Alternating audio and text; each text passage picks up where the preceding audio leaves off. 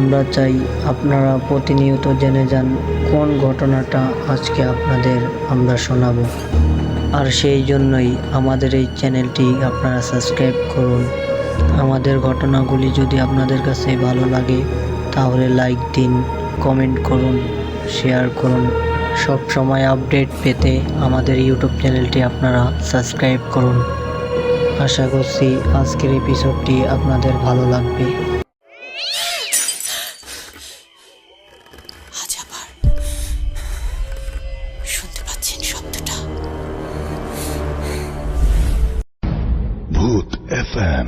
The night comes alive with Graminphone.